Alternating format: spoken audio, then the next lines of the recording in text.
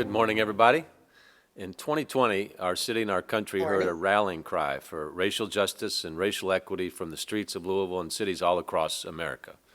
They were prompted by the tragic deaths of Breonna Taylor, George Floyd, and far too many others, but they were fueled by centuries of pain, discrimination, and injustice. And while my administration has made record investments to advance the cause of racial equity over the last 10 years, it is clear that it hasn't been nearly enough, that we have to do more, invest more to heal the scars racism has left and continues to leave on our city. And that healing work comes in many forms. One is reimagining public safety.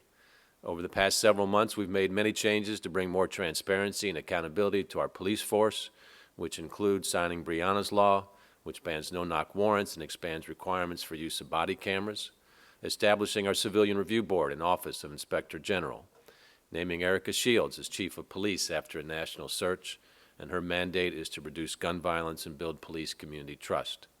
And most recently, sharing the findings of a comprehensive review of LMPD that will be a roadmap toward greater reform as we work toward our goal of LMPD being the very best police department in the nation. Another way we're working to heal our community is through the provisions of the Advancing Racial Equity Plan I released in December. That plan includes strategies to build black wealth by supporting black-owned businesses and increasing black home ownership. We're also investing in the creation of educational opportunities by supporting Evolve 502, which will provide tuition-free scholarships for all current JCPS high school students. And that's amazing. That's important because we know that education is the #1 determinant of financial success and breaking out of poverty. These are just a few of the many steps we're taking and investments we're making to advance racial equity, justice, and healing in our city. It's a journey that will continue for a long time. And here's one more step. Last June, I declared Juneteenth, as an official holiday for city workers. Juneteenth, of course, commemorates the June 19th, 1865 date when Union soldiers arrived in Galveston, Texas, and brought word that the Civil War was over and the slaves there were free. I've invited a dear community partner and friend, Akram Burton of the Kentucky Center for African American Heritage, to share more about the rich history of Juneteenth. Akram? Thank you, Mayor. As Executive Director of the Kentucky Center for African American Heritage and a community member of the National Juneteenth Observance Foundation Forum, I want to commend the Mayor for his leadership in declaring June 19th or Juneteenth an official city holiday.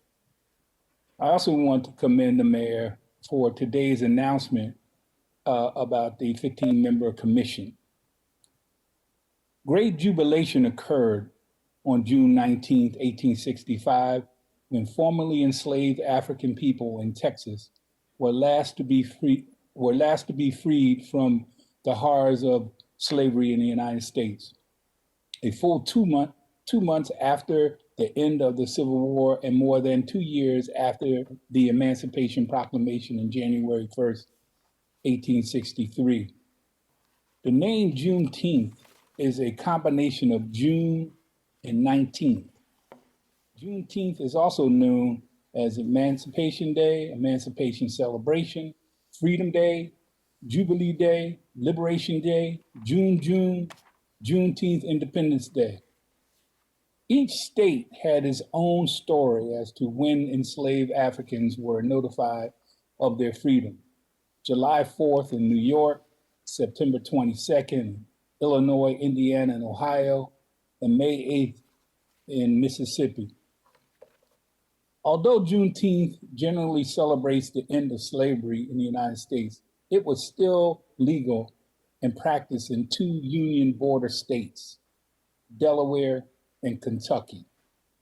The Civil War ended in April 1865, but slavery did not end for approximately 225,000 enslaved Africans in Kentucky until later that year when the 13th Amendment was ratified on December 18, 1865. In the years before June 19, 1865, news of the proclamation was slow to reach Texas and did not reach some quarters at all. In other places, the news was hidden by slaveholders to preserve slavery. It took over 2 years for the news to travel in southern states because enforcement of the proclamation generally relied on the protection of Union troops. Texas, being the most remote slave-holding state, had a low presence of Union troops as the American Civil War ended. Thus, enforcement there had been slow and inconsistent. Kentucky has a serendipitous connection to Juneteenth. On Monday morning, June 19, 1865, Union Army Major General Gordon Granger, with 2,000 Union soldiers strong, arrived in Galveston, Texas, and issued General Order Number 3, announcing that enslaved Africans were free. After the war, General Granger became the commanding general of the Army in Kentucky, where he married Marie Letcher. The couple led a quiet life in Lexington for 7 years before Granger died in 1876. Letcher died a year later. Both are buried in the Lexington Cemetery. This year will mark Juneteenth's 156th year, the oldest celebration of African Americans in the United States, and is quickly becoming one of the most popular holidays observed by African Americans. Though not a federal holiday yet, 47 states and the District of Columbia recognize Juneteenth as a state or ceremonial holiday. The only 3 states that do not recognize the holiday are North Dakota, South Dakota, and Hawaii. Texas was the first state to recognize the holiday in 1980.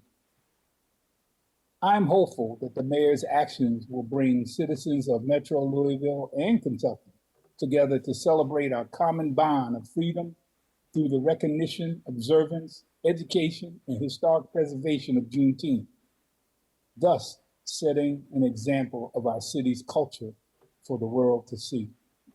Thank you. All right, thanks, Akram. Really appreciate you and the good work that you all do. And so, as Akram said, Juneteenth has long been a day of celebration in the Black community.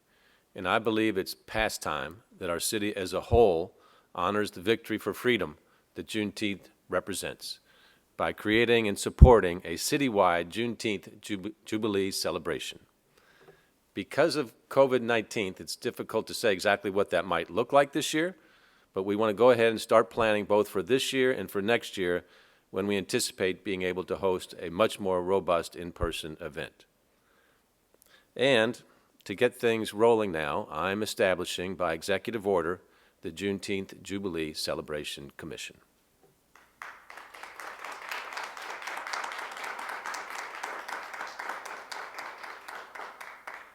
The 15 members of this diverse commission will come from all across our city and include representatives from the Metro Council, the business community, the arts, educational institutions, our faith community, and many others.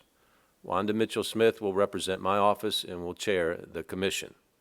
Some of the members of the commission include Councilwoman Paula McCraney, Councilwoman Keisha Dorsey, Councilman Ja'Cory Arthur, Jerry Eves, representing Simmons College of Kentucky, Celeste Lanier from the University of Louisville, Carol Clay from Republic Bank, Barbara Lynn Jameson from Kentucky Opera, Jennifer Green from Yum, Walter Woods from Humana, Kim Adams from Papa John's, Al Cornish representing the National Pan-Hellenic Council, Dawn G. from Wave TV, Dawn Wilson, Louisville Fencing Center, Nikki Lanier from the Federal Reserve Bank, as I mentioned, Wanda Mitchell-Smith representing my office, and she will also chair. So I see many of you all on the call, so thank you for stepping up again on behalf of the city here on this historic occasion here today. Nice job. Now, our Juneteenth Jubilee celebration aligns with our racial equity work as well as with the work and mission of Lean Into Louisville. Establishing this celebration also fits in with our culture as a city of great festivals and events, and this will be a fantastic and fitting addition to our city's events calendar. As I said, Waterfront Park is one of our partners in this. You might recall that the park hosted an inaugural Juneteenth celebration in 2019 and a virtual event this last year. To speak more about their commitment going forward, I would like to welcome the Parks Director of Development, Ashley Smith. Ashley, thanks for being here. Thank you, Mayor. I'm delighted to be here on behalf of Waterfront Park. We, the Waterfront Park, look forward to collaborating with each of you on the commission to propel the work that we've started a couple of years ago, as the mayor mentioned, to honor the history and significance of the Juneteenth holiday. We have a proud tradition of bringing the community together through celebration at Waterfront Park, and we are simply honored to partner in this community-wide celebration. So thank you very much. It's very exciting. And thanks, Ashley. Appreciate your leadership in that of the Waterfront Park for all the wonderful things going on. And I see Waterfront Park is one of 20 parks now that are nominated all throughout the country for the best park in America. Best Riverwalk in America. And Free to vote. You can do it every 15 hours. and where do we go to vote on that? If you Google 10 best in the USA, or you can go to our website, waterfront.org, and we'll have a link. Go to waterfront.org and you can see how we can nominate our own park and to be the best Riverwalk in the country. Always a fun thing to do. All right. Now, obviously, to make this happen, Metro Council, the more they're involved, the more successful this will be. So we want to lean in on our partners on Metro Council in creating this new commission and the Juneteenth celebrations. So let's hear now from Metro Council President David James, and then Councilwoman Paula McCraney and Councilwoman Keisha Dorsey. President James. Hello, everybody, and hello, Mayor. Thank you. First, I want to say thank you to Mayor Fischer for making Juneteenth a holiday for our city. I think that after the experience that we had at this past year with the social unrest related to Breonna Taylor and everything associated with that, it is the thing to do. And I just want to say thank you, Mayor. I'd also like to say that we've picked really good council members, not that we have bad council members, to be on the commission. Councilwoman McCraney, Councilwoman Keisha Dorsey, Councilman Arthur are very energetic and passionate about our city and the direction that it should go, and I know that they're going to do a fine job. I think that recognizing Juneteenth for what it is, that as something that can bring our entire city together at a time when our city has had some fracturing taking place, is an outstanding thing for us to do that should be carried on year after year after year. And so again, I just want to say thank you to Mayor Fischer for doing what you're doing. Thank you. Just imagine how the slaves felt when they heard that the Emancipation Proclamation had been signed. And just imagine what this commission can do for the celebration that we are going to create for the residents of Louisville, Kentucky. It will be a jubilation and a celebration like no other. And I expect nothing less from these powerful people that you have named to this commission. I'm excited to be a part of it. And I'm excited for our city. And I'm telling you, you've not seen nothing yet for Juneteenth. And Louisville, Kentucky is going to bring it. Thank you, Mr. Mayor, for your vision, for your compassion, and for your fortitude in putting this commission together. It is nothing less than what I thought you could do. And we appreciate you so much. Thank you, Mr. Mayor. This is a monumental occasion. I wasn't prepared to speak, but I always thank you for the opportunity. I was looking up the Emancipation Proclamation as you spoke, and how fitting that this is an executive order, because that was a presidential executive order. It was executive order, and it says unnumbered, but signed by Abraham Lincoln on September 22nd, 1962. And I just went to look at some of the words of what the Emancipation said, but I just want to read a bit of it. On the first day of January in the year of our Lord, 1863, all persons held as slaves within any state designated a part of a state, the people whereof shall be in rebellion against the United States, shall then be thenceforth and forever free. As we sit in this year of 2020, as an African American woman, I am still searching. We as a people are still searching as to what freedom means for us. So I am excited about this commission because we get to celebrate what it means to be Black in America, what it means to have achieved what we have achieved. I am looking at Walter Woods and Nikki Lanier, Al Cornish, President James, Don G., and I am thrilled because these are African American leaders that until that Emancipation Proclamation was signed would not sit in these roles. As an elected African American woman, until that was signed and then later on I could vote, I would not be elected to be in these roles. So I will tell you, Juneteenth, Louisville, we will celebrate. It is a celebration for us all. We are a city. We will be stronger for it. We will be better for it. And this is the Louisville that I appreciate. So Mayor Fischer, this is the leadership I appreciate. I thank you for doing this and use your executive power in the way that every president has used that, and that is exploring the freedom for Americans. I thank you for being the best American you could be today by signing this. We appreciate you. Louisville is stronger for it. I look forward to my peers, and I say, let's get ready to party.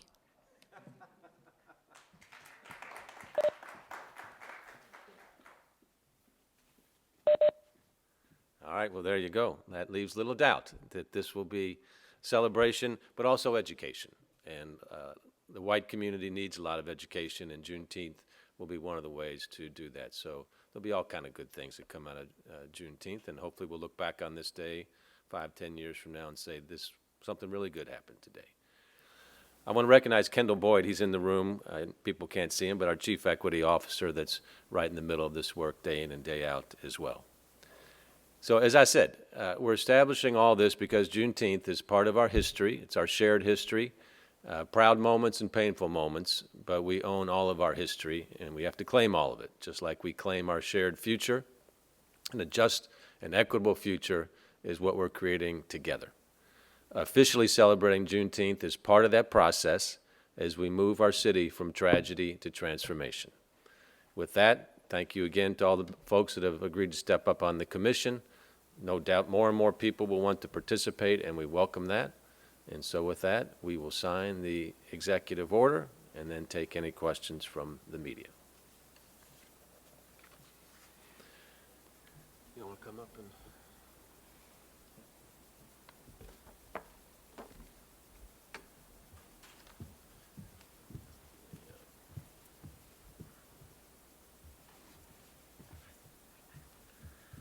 Keep each other safe. Why don't you step in here? You've got a big part to do with this.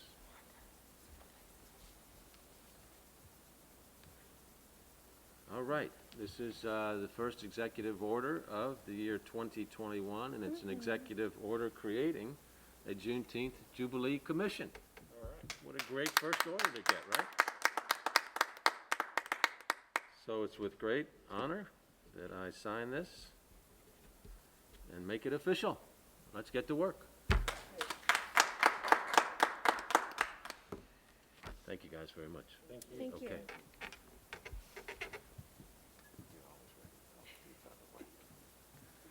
Okay, with that, we'll be happy to take any media questions. Okay, our first question comes from Ryan Van Velzer with WFPL. He asks, Mayor Fischer, why did you decide to announce this today, considering it's difficult to know what it will look like because of COVID? Today is the beginning of Black History Month. Was that part of the consideration? Thank you, Ryan. Yes, today's obviously the beginning of Black History Month, so we wanted to kick it off with this celebration. And it takes time to plan for events like this. So, unfortunately, we're kind of in this question zone of where the pandemic is going to be going, but we'll be planning on this first year's event being virtual and then hopefully really expanding to more in person the year after that. But yes, today's the first day of Black History Month. And there are no more questions in the chat. Would you like to close?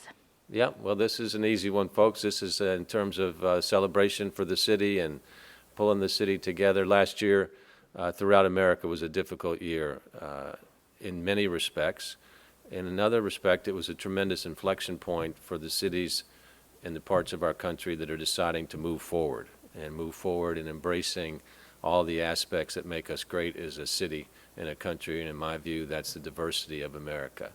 So as long as we learn and continue to learn, there's a lot of learning to do to make up for over 400 years, but it's up to us to continue that. So this announcement here is just one of many that we've undertaken since last year to show the country how a city distinguishes itself as a place that's attempting each and every day to be more and more a city of racial equity. So with that, I thank everybody for joining us. Apparently we have more questions.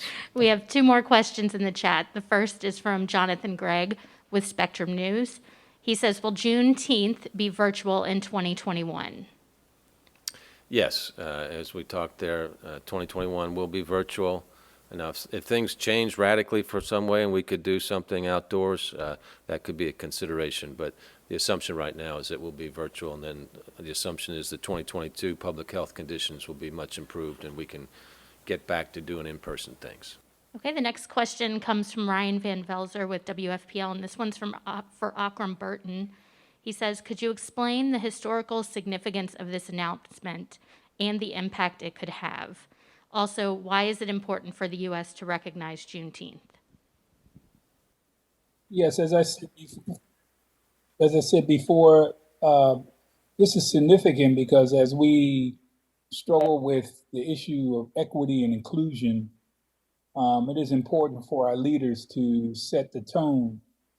And what Mayor Fischer is doing is setting the tone and is also creating a situation where our city will be looked at as an example. What was the other part of that question? I'm sorry. The other part was Ryan is asking for the impact that it would have on Louisville and why it's important for the U.S. to recognize Juneteenth. Yeah, so the impact on Louisville, I think it has to start with education. We have to come up with common terms. We have to approach this very systematically. This is not something that just occurred overnight. This is something that's been implemented over years. So we have to unpack a lot of stuff. And I think the idea of having a commission is really a great idea because each and every one of the people on the commission come from different perspectives, and it will really help us to come up with a really good plan. But I'm concerned about our children 10 years from now. I mean, what they've experienced over the last 4 years, we have to begin to step up and really address what it means to be a citizen. And it means also sometimes getting out in the street and protesting.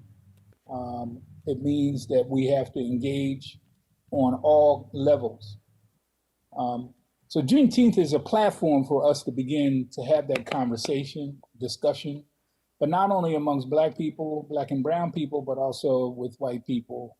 What we saw recently, there were a number of white allies out in the street supporting our protests. And this is historic. This is not new because even during the Underground Railroad, the abolitionists, they were white. So again, I think the key is education. We really do need to focus on education. We need to get curriculum into public schools. We need to put pressure on the Department of Education of Kentucky to implement curricula that will impact schools across the state. I hope that answers your question. Thank you very much. And that is the last question in the chat. All right, thank you, Akram. Thanks again to all of our commission members for being with us here today. Wanda Mitchell-Smith for your leadership on this, and we look forward to many good days ahead working together. Thank you.